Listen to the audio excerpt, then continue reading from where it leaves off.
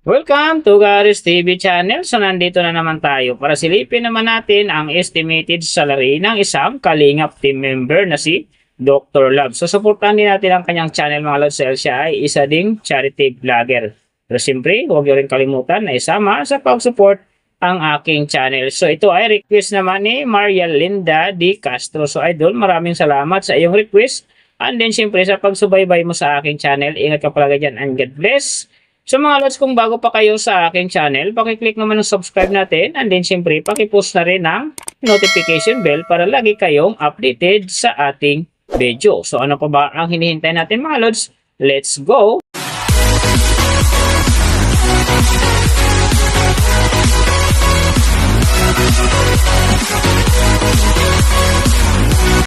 So mga lods, si Dr. Love sa ngayon ay mayroon ng upload videos na 1,584. And then, mayroon na rin siyang subscriber na 319,000. So may video views naman siya ngayon na 59,632,532.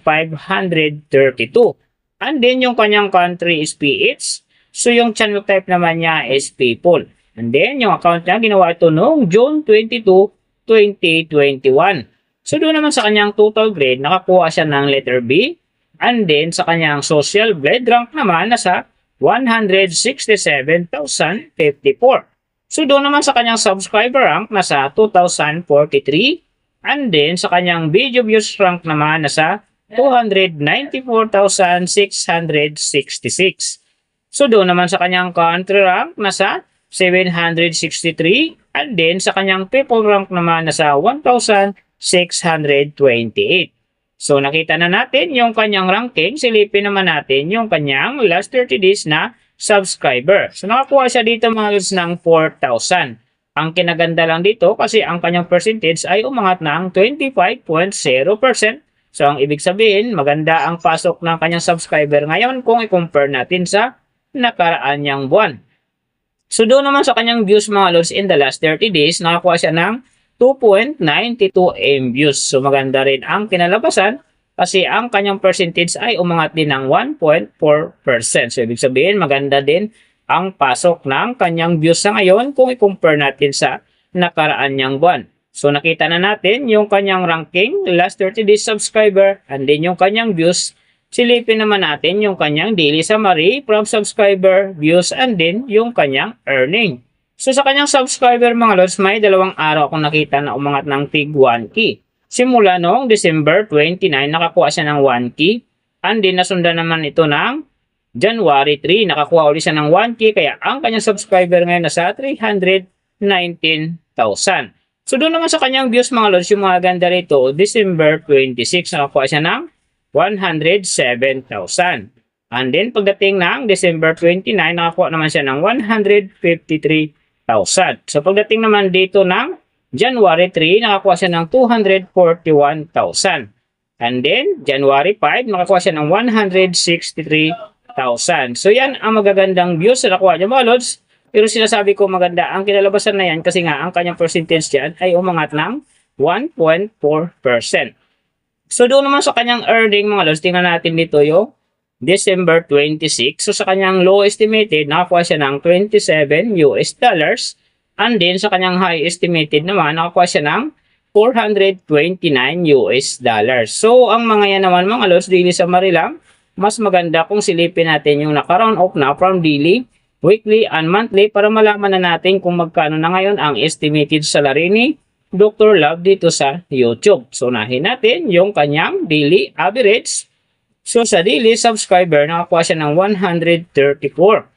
And then sa kanyang views naman, nakakuha siya ng 97,319. So doon naman sa kanyang daily low estimated ng kanyang earning, nakakuha siya ng $24. So times natin sa 58, mayroon siyang 1,392.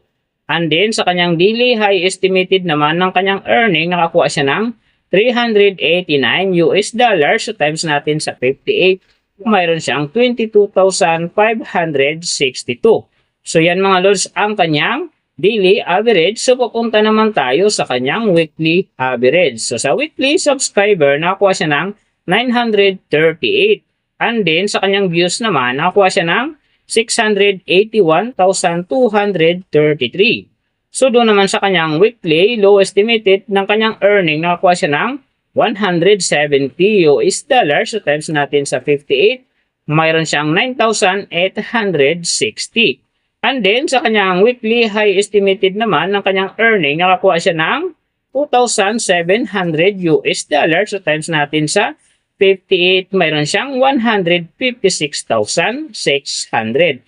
So yan naman mga lods ang kanyang weekly average. So pupunta naman tayo sa kanyang monthly average. So sa monthly subscriber, nakakuha siya ng 4,000.